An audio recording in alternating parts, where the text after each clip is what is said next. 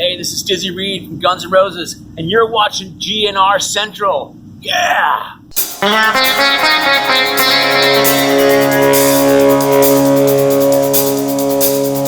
Hey everybody, what's going on, and welcome to GNR Central. So we've got some news about Axl.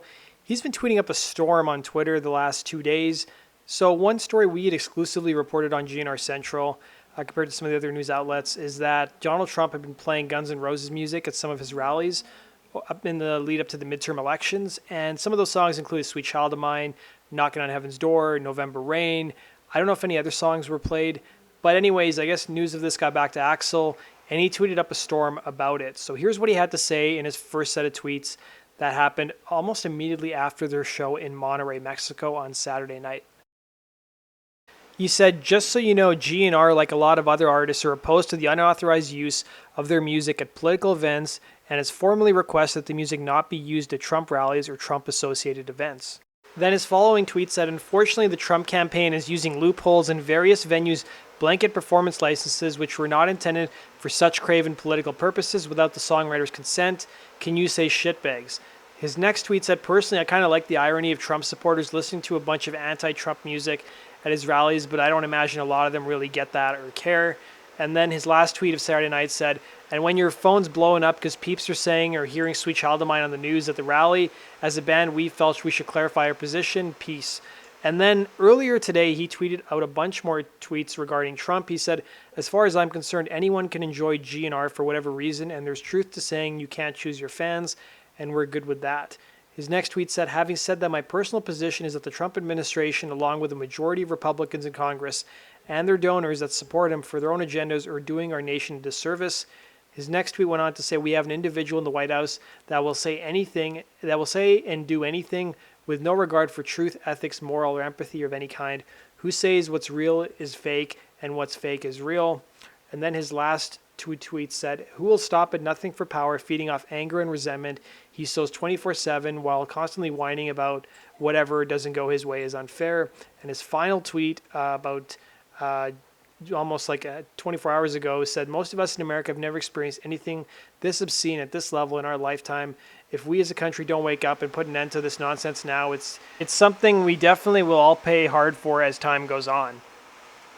So I think what he's talking about with the loophole that Donald Trump may have found is something that probably a lot of you guys have dealt with before if you're getting married or having private events or any kind of functions at any kind of hall or venue. At least where I live, you have to pay like a blanket licensing fee for any music that's played. So you can play whatever songs you want, but then you pay like a $50 fixed licensing fee. And maybe that number's higher if you're renting like a bigger venue, like an arena like Donald Trump is. So you could literally play any song you want, but I don't know if that covers political rallies or political events.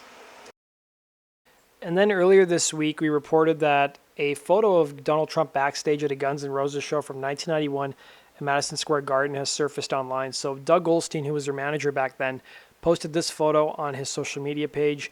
And we'd always heard stories about Trump being backstage at a GNR show, but this is our first photographic evidence we've seen of it. And supposedly he met Axl the same night as well. So it seemed like they got along. He was supposed to help produce a GNR movie, or at least bankroll the documentary that never ended up being released. But I want to talk about some other interesting cases we've heard of, like musicians trying to send cease and desist letters to politicians, trying to stop them from using their music. Now, there's been a number of musicians who have sent Donald Trump cease and desist letters. One of the more recent examples was Pharrell, and then another more rock and roll one was Steven Tyler, who's sent multiple cease and desist letters to Donald Trump. So one of the more recent ones was for him playing the song "Living on the Edge" at a West Virginia rally. So before Donald Trump was president, the singer's legal team warned the then Republican presidential candidate over the use of his song "Dream On" the campaign trail. And then 3 years later, a Trump rally Tuesday at West Virginia's Charleston Civic Center featured Aerosmith's 1993 hit "Living on the Edge," resulting in another cease and desist letter from Steven Tyler that Variety reported. So they claimed, by using "Living on the Edge" without our client's permission, Mr. Trump is falsely implying that our client once again endorses his campaign and or his presidency, as evidenced by actual confusion seen from the reaction of our client's fans all over social media, the cease and desist letter stated. So they claim that this specifically violates Section 43 of the Lanham Act, as it's likely to cause confusion or cause mistake or to deceive as to affiliation, connection, or association of such person with another person. The letter also notes that Trump's team has ignored the previous cease and desist letters from 2015, making the latest violation a willful infringement. What makes this violation even more egregious is that Mr. Trump's use of our client's music was previously shut down not once but 2 times during his campaign for presidency in 2015, the letter continued. Tyler is co-written on Living on the Edge along with bandmate Joe Perry and songwriter Mark Hudson. Like in 2015, it is Tyler and not Aerosmith that's taking legal action against Donald Trump. Both Perry and Joey Kramer are avowed Republicans, with Kramer specifically being vocal about his support for Trump.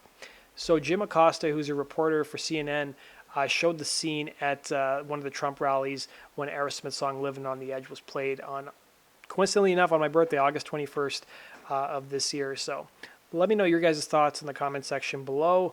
I personally think that Axl should just stay out of politics and just keep on writing music. And if he wants to get political in his music, at least we'll get something out of him over this next decade or so. So let me know your thoughts, guys.